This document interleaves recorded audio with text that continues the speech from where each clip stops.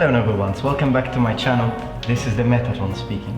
Today we're going to talk about spinning attacks during real combat. Would it make sense or would it not? Well, come in.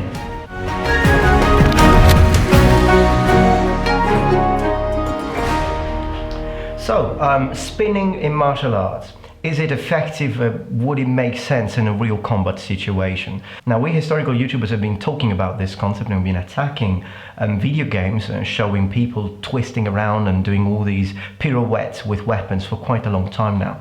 But I've been thinking about it lately. There are still some points that need to be considered before we can actually say that this wouldn't make sense. Now, I still think that with a sword it wouldn't be a good idea, but not for the same reasons that I've been thinking myself for a while. I've been thinking about this, I've been testing with some weapons, and I'll be showing you something.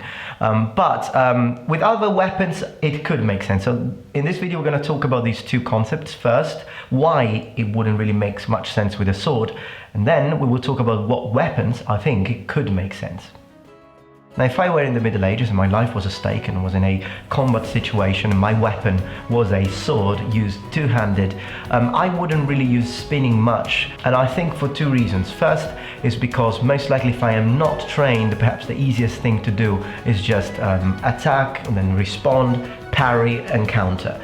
This would probably make me feel more sure of my possible attacks. And if I were a master, for example, a HEMA master, then most likely there are so many techniques and so many things that I could do that probably spinning is not, it wouldn't be one of my first priorities. The reason being that with a bladed weapon you don't need much to incapacitate an opponent. As a matter of fact, if you can cut anywhere in the body, that would already be enough, because bleeding, it can get infected, it might even discourage my opponent to continue the fight. And please keep in mind that with a sword we can also stab, and if you manage to stab someone and penetrate his torso, most likely it's going down. You always need to sort of attack and be ready to parry, because of adrenaline and everything in the body still running in the body. But eventually the pain or even perhaps some damage to some internal organs will have our opponent go down. And then there are many other situations, like cutting somewhere in the head might even blind the person, and cutting the throat, of course, he's done for it. So you don't really need spinning attacks, I don't think. But sometimes when we think of this, some of the reasons that we have put up are, for example, the idea of turning the back, and so someone could stab you in the back. Well, I reconsidered this. I don't think this is a reason, because I don't think it's that easy. It's easy to think that if your opponent turns to do a little twist with his sword, you can just stab him in the back, because you know that this is what we're talking about. So you already imagine that he's going to do that and you know it. But let's have a look at some martial arts, like hand-to-hand martial arts, like Taekwondo and Kyokushin Karate, the two styles that I've practiced in my life. Particularly in Taekwondo, but also in Kyokushin Karate, there are a lot of spinning kicks.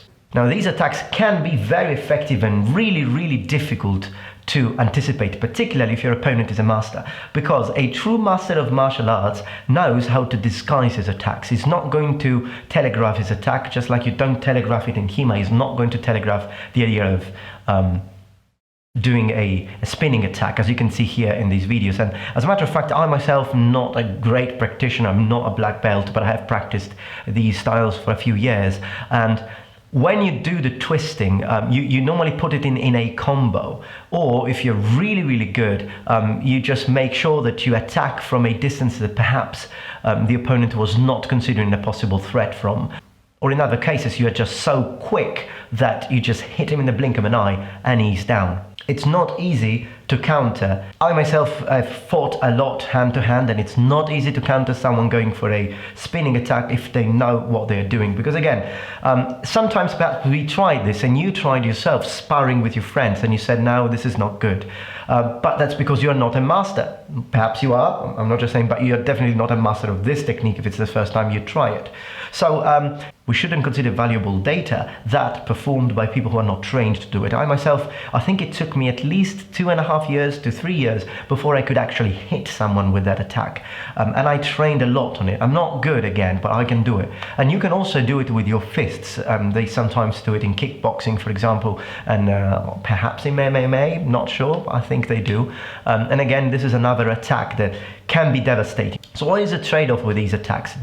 Is the impact really that good. It is. It can be devastating, even if you're not particularly big in size. And this is one of the reasons why a lot of martial arts choose this sort of attack, because it increases the power of your blows, even if you're not extremely big. Okay, so you're not using really normal strengths, if you will, but you are taking advantage of the twisting on the hips, for example. That is very, very important, and a lot of other factors. So if you don't know how to do it, you won't see much difference, also because you will be slowing down the momentum. These sort of spinning attacks take full advantage of that momentum, so you need to get to a certain point of ability and skill that you're so sure of what you're doing, and your body knows what you're doing because of repetition, that you can do it in a blink of an eye, and because you're not actually slowing down the momentum, you're going with it, you're flowing with it. Another thing is that some people brought up the idea of if you twist, you're not seeing the opponent. Well, in martial arts, what you do before you twist, you actually look. Now, again, some people might say, I've tried it, but it takes me a few moments to adjust and see where the opponent is. That's because you're not a master of it. Look at these practitioners of Taekwondo. They can be very, very precise where they hit you, and that's the same for Kyokushin Karate. Any martial art that uses this sort of technique, for that matter. Not being able to see your opponent properly, not a problem. Disorientation after the attack, not a problem. Losing balance, not a problem. All of these can be trained to almost perfection. So again, the only thing with bladed weapons is that, yes, you would increase the impact, but it's not a blunt weapon, so you're not really looking for impact. If you were using a murder stroke, however, I think it could make sense to do this, particularly for fighting against an opponent in armor, and so you need to hit him hard in the helmet in order to stun him. And this is where the second part of this video comes in. The weapons that I think it could make sense to use a spinning attack with would be blunt weapons, like mace, warhammers and such. Not so much spears. I don't really see twisting with a spear make any sense, because you're not increasing the penetrating power one bit with a twist. It's all a matter of impact force and powerful, just as powerful smashing. So if I were to fight against an armored opponent and I had to smash his helmet as strong as I could, then I would most likely use a large swing in motion, trying, on the other hand, at the same time to disguise it as something else, so perhaps with a feint. And if I could, for example, I miss with the first attack, I would use a spin attack to smash him in the head. Now, and then I can just take advantage of that and subdue him if he's on the ground, open the helmet, thrust with my dagger. But we don't really know whether people did it. Possibly they didn't, but that does not mean that it would not be effective. I think it could be effective in certain situations. It just was not a choice of those specific fighting styles that were developed here in Europe. Now, many people think that when something was not done historically, it means it did not work, but it's not that simple. I mean, look at Kenjutsu.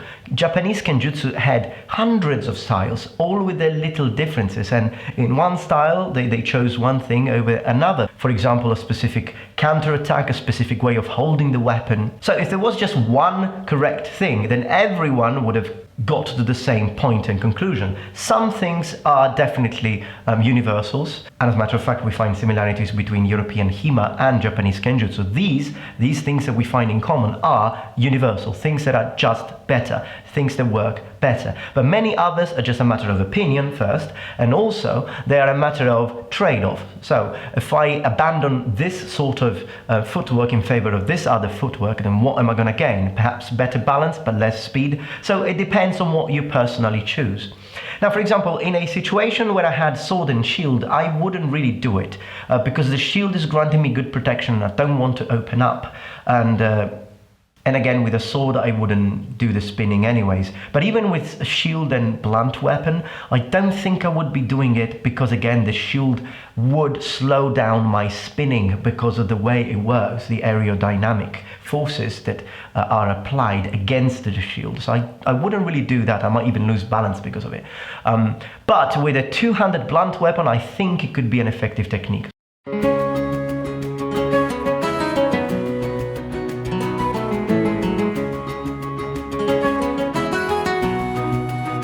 Okay, I hope that you enjoyed this little pondering time that we had together, and please let me know your thoughts in the comments below. Thank you very much for watching, and remember, the Metatron has spread his wings.